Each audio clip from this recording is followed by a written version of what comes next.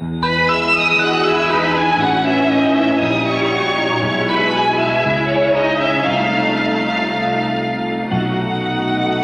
しもあの虹を渡れるならば、私は虹の橋越えて行きたい。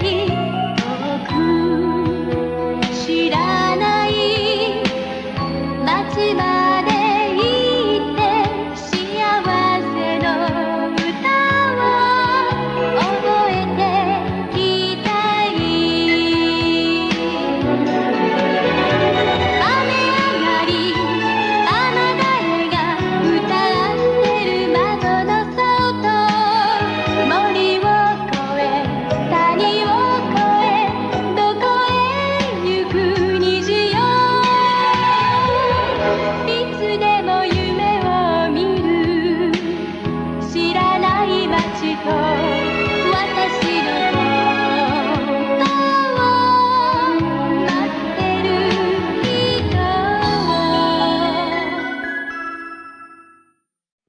The Cat with Boots. Once upon a time there was a miller who had 3 daughters, his mill, a mare, and a cat. The daughter had to grind, the mare had to carry the grain and carry the flour, and the cat had to hand mice. When the mother died, the 3 daughters divided the inheritance.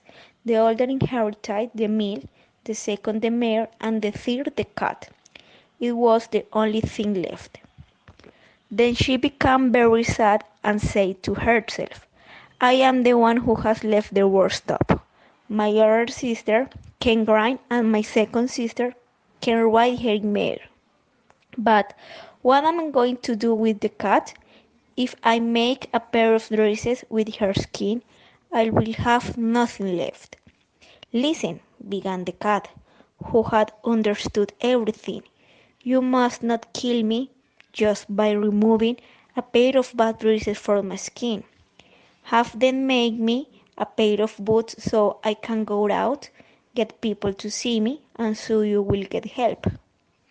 The miller's daughter was astonished that the cat spoke that way, but just as at that moment the tailor passed by, he called him and told him to come in and take the cat's measurement to make a pair of boots. When they were ready, the cat measured them, took a sack and filled the bottom of wheat. But in his mouth he put a rope to close it, and then he threw it on his back and went out the door walking on 2 legs as if it was a person.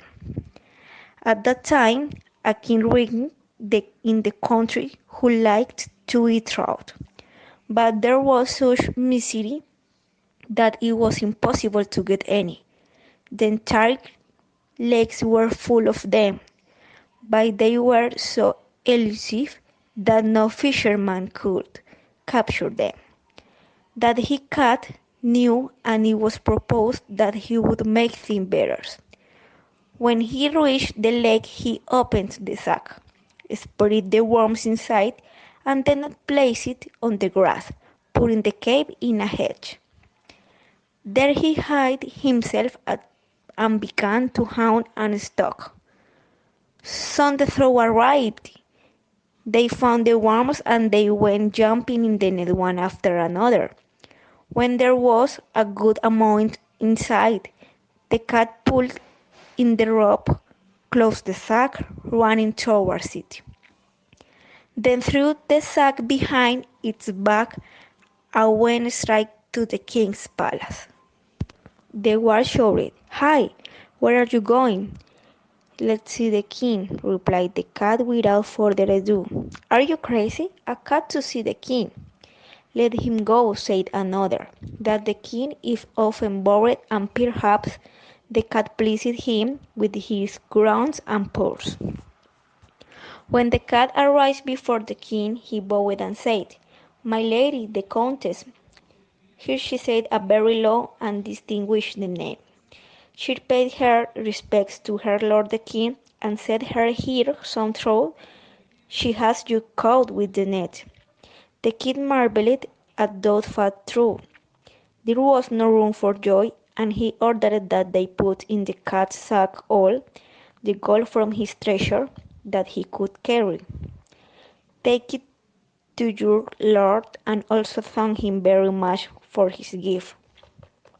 The poor miller's daughter, however, was at home sitting by the window with her head resting on her hand, thinking that now she had spent the last thing she had left in the cat's boots, adopting that he was able to give her something of importance in return. Then the cat in turn unloaded the sack from its back, untied, and spread the gold in front of the mirror.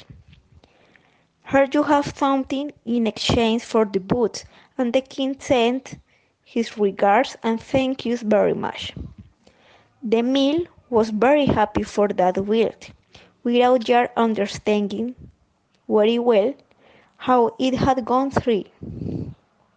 But the cat told him everything while he took off his boots and then said, "Now you have enough money, yes, but this doesn't end here. Tomorrow I will wear my boots again and you will get even richer. I have also told the king that you were a countess." The next day, as he had said, the cat, well dressed, left the house again and brought good pieces to the king. This happened every day, and every day the cat carried gold home, and the king came to appreciate it so much that he could enter and live and walk through the palace as he pleased. Once the cat was in the king's kitchen warming by the stove, when the coachman arrived, cursing, "Let the king and the princess go to hell. I want to go to the tavern to drink and play cards. And now it turns out that I have to take them for a walk to the lake." When the cat heard this, he sneaked home and said to his mistress, "If you want to become a countess and be rich, go out with me and come to the lake and bathe." The mill didn't know what to answer, but she followed with the cat. He went with him and dressed completely and threw himself into the water. The cat, meanwhile, took the clothes, took her from there, and hid her. As soon as finished, the king arrived, and the cat began to lament with great regret. "Oh, clement king, my lord was bathing here in the lake, and a thief has come who has stolen the clothes he had on the shore. And now the lady countess is in the water and cannot leave, and as long as it stays there, she will catch a cold and will die." Upon hearing that, the king gave a loud voice, and one of his servants had to hurry back to find clothes. The lady countess put on of the most luxurious clothes. As the king already had affection for the shrew, she thought she had received from him. She had to sit beside him in the float. The prince was not angry about it either, because the countess was young and beautiful and liked her a lot. The cat, meanwhile, had come forward and reached a large meadow where there were over 100 people collecting hay. "Hey, whose meadow is this?" asked the cat. "From the great genius. Listen, the king will pass by here soon. When you ask whose this meadow is from, answer that of the countess. If they don't, everyone will die." Then the cat went on his way and reached a wet field so large that no one could cover him with his eyes. There were more than 200 people repeating, "Hey people, whose grain is this?" "Genius! Listen, the king will pass through here now. When you ask who this grain is, answer that of the countess. If they don't, everyone will die." Finally, the cat arrived in a magnificent forest. There were more than 300 people cutting down the large oaks and making firewood. Hey people, whose forest is this? Genius! Listen, the king will pass through here now. When you ask who this forest is from, answer that of the countess. If they do not do so, they will all die. The cat continued even further, and all the people followed him with his eyes. And since he looked so amazing and walked around in boots as if he were a person, everyone was scared of him. He soon arrived at the palace of genius, entered the enchanted palace, and appeared before him. The genius looked at him with contempt and asked him, "What do you need a wish?" The cat bowed and said, "I have heard that you can fulfill wishes, and I want you to fulfill a wish." "What you ask of me is possible," replied the genius. "I want you to enter your lamp. That's why I came, to convince myself." The genius said proudly, "That's a minute for me." And in an instant it was introduced into the lamp, and without thinking that I would never be able to get off the lamp. The cat was surprised and exclaimed, "It's amazing, unheard of. I would not have imagined that even in dreams." The genius, hearing those sweet words, began to think that he could never get out of the lamp again and be trapped forever. The king, meanwhile, kept walking with the countess and the prince and reached the great meadow. "Whose is this?" asked the king. Mr. Countess," they all exclaimed, just as the cat had ordered them. "There you have a good piece of land, Mr. Count," he said. Then they reached the grave with fire. "Hey people, whose grain is this?" "Mr. Countess." "Wow, Mr. Countess, you have great and beautiful lands." Then they reached the forest. "Hey people, whose forest is this?" "Mr. Countess." The king was even more astonished and said, "You have to be a rich woman, Mr. Countess.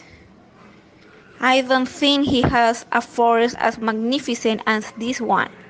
They finally arrived at the palace. The cat was upstairs on the stairs, and when the carriage stopped running down, it opened the doors and said, "Mr. King, you have arrived at the palace of my lady, the Lady Countess, to whom this honor will make you happy for all the days of your life." The king got out and marveled at the magnificent castle, which was almost larger and more beautiful than his own palace. The countess, meanwhile, led the prince up the stairs to the hall, which dazzled completely with gold and precious stones. Then the prince proposed marriage to the countess, and when the king died, he became king of that country, and the cat with boots, meanwhile, in magistrate. End.